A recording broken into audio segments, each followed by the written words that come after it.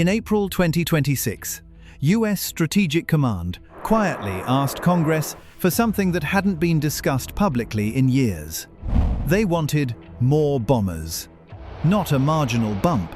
They wanted to push the B-21 fleet from 100 aircraft up to 145, a 45% increase, and they floated the idea of opening a second production line to get there faster.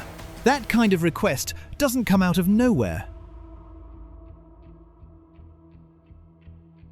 It comes from people who've looked at a map, looked at what China is building, and decided the math doesn't work in America's favor anymore. This video is about what's behind that number, and about the aircraft they're building their future around. The B-21 Raider is the most classified combat aircraft the United States has ever put into active development. Most of its specifications are still secret. But between what the Air Force has confirmed, what Northrop Grumman has released, and what's visible from the test program at Edwards Air Force Base, a picture has emerged. And it's genuinely impressive in ways that aren't obvious from the outside. Here's how it all went down. To understand what the B-21 is, you need to understand what problem it's solving. And that problem starts with the B-2 spirit. The B-2 entered service in 1997. At the time, it was the most advanced aircraft ever built.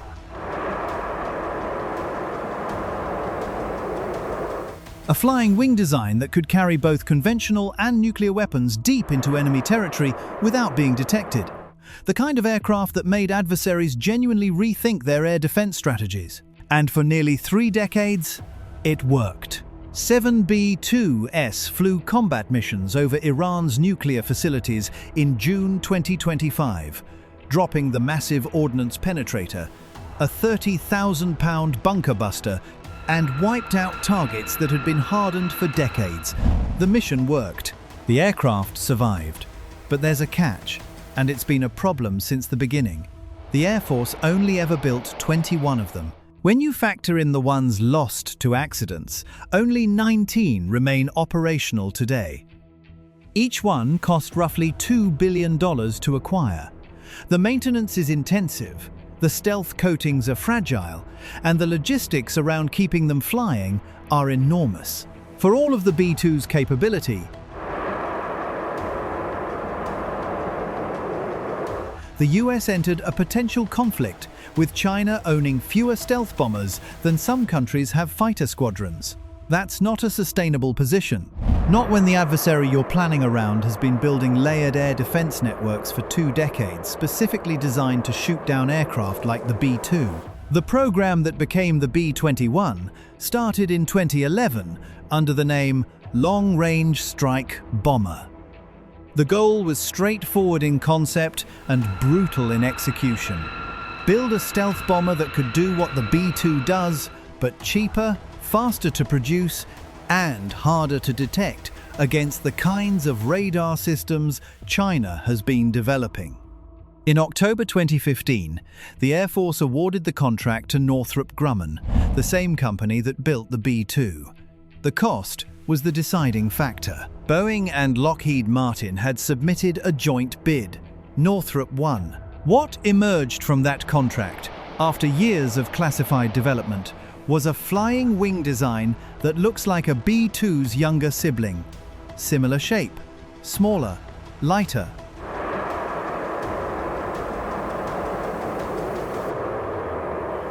But built from the ground up for the threat environment of the 2020s and 2030s, not the 1980s. The B-21 made its public debut on the 2nd of December 2022 at Northrop Grumman's Plant 42 facility in Palmdale, California.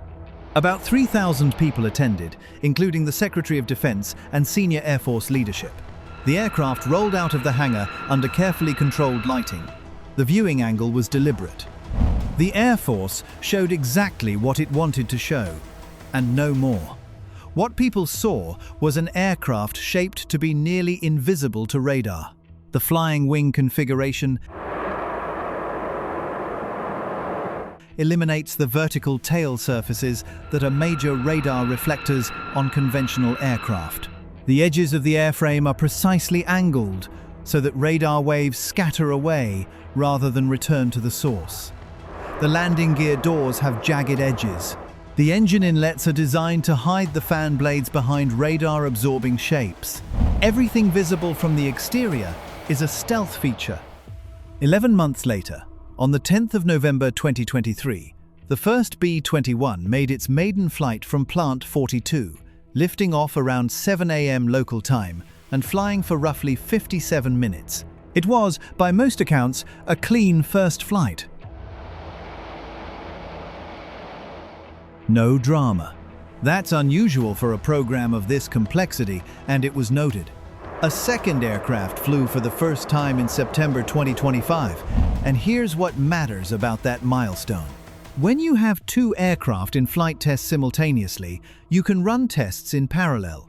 One aircraft can be doing aerodynamic and propulsion evaluations, while the other starts weapons integration and mission systems work. The test program accelerates. The schedule compresses. The Air Force is trying to have the first operational B-21 at Ellsworth Air Force Base in South Dakota by 2027. So what can this aircraft actually do? The capabilities that have been confirmed are significant. The ones that haven't been confirmed are almost certainly more significant. Here's what we know. The B-21 is a dual-capable bomber,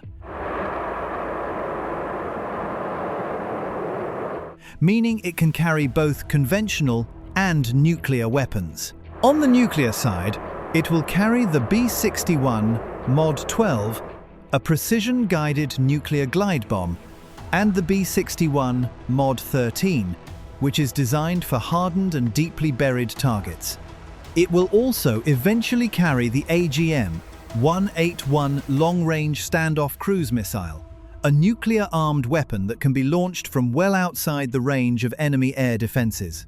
On the conventional side, it will carry the AGM-158 JAS-MER, a stealthy cruise missile with a range of over 500 miles that's already been proven in combat. The payload is estimated at around 12 to 13 tons.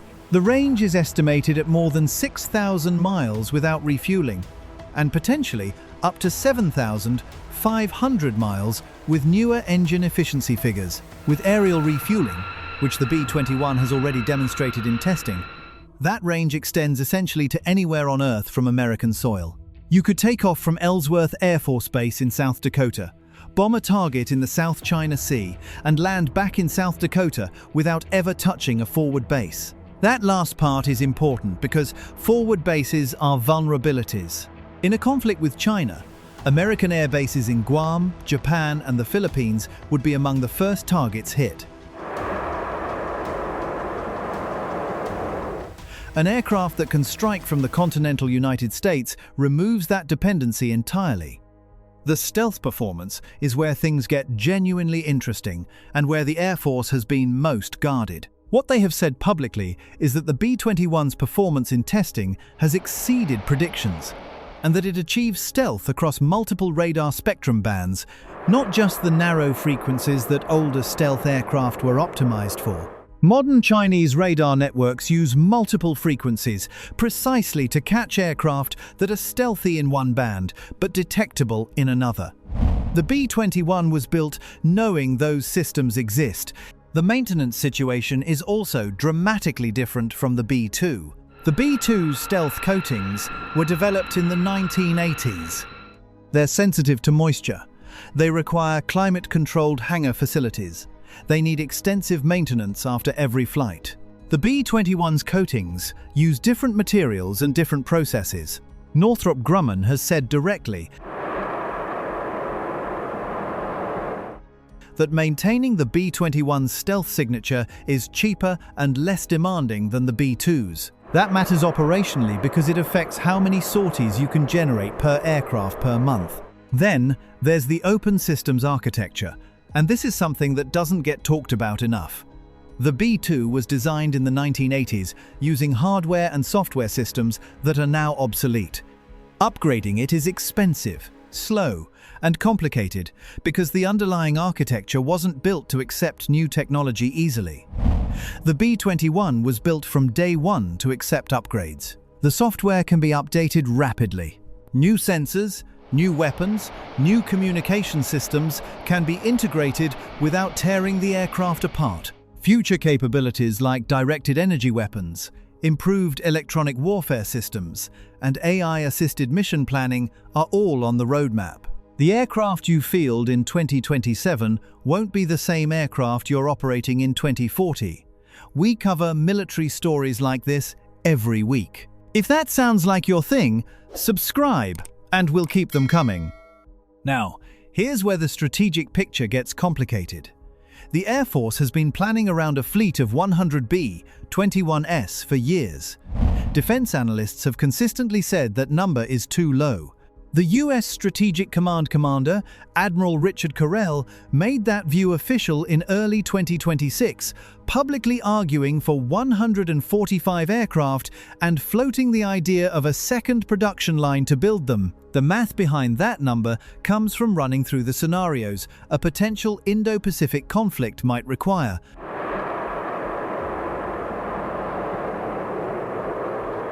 Accounting for maintenance, attrition, and the need to deter Russia simultaneously, and concluding that 100 isn't enough.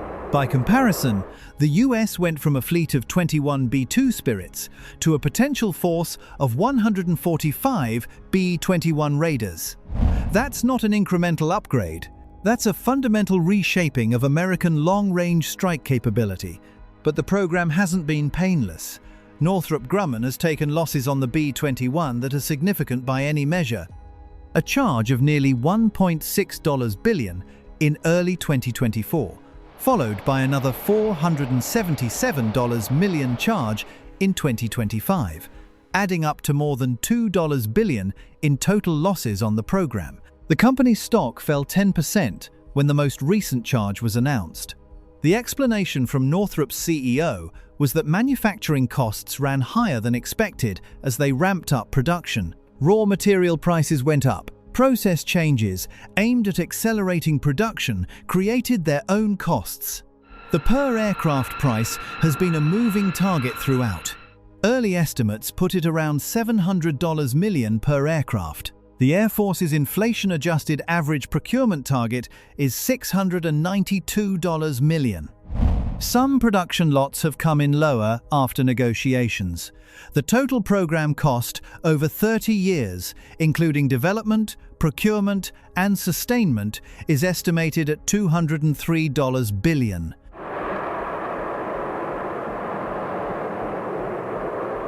For context, the B-2 cost more than $2 billion per aircraft.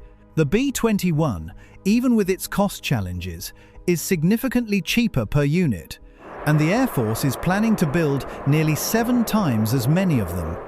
The cost situation matters because it affects how many you can actually buy, and the number matters because of China. The B-21 was designed with China in mind, in a way that no previous American bomber was. The B-2 was a Soviet-era design updated for post-Cold War conflicts. The B-21 was built from a blank sheet of paper with Chinese integrated air defense systems as the primary threat. Chinese radar networks are different from Soviet-era networks. They use different frequencies, different geometries, different processing approaches. The People's Liberation Army has spent 20 years and significant resources trying to solve the stealth problem. The Air Force classified much of the B-21 program specifically so that details about how it defeats those systems wouldn't get back to the engineers designing countermeasures. There's another dimension to this that rarely gets discussed in mainstream coverage. The B-21 is being built to operate alongside what the Air Force calls a family of systems. The bomber isn't just a weapons delivery platform, it has sensor fusion capabilities, meaning it can collect and process intelligence during a mission. It has communication systems designed for highly contested electromagnetic environments where adversaries are actively jamming. The idea is that a B-21 flying deep into denied airspace isn't just dropping bombs, it's also serving as a network node that can coordinate other assets, pass data to other platforms, and see things that satellites and other ISR platforms might not. Whether it can actually do all of that in combat against a peer adversary is something no one knows yet.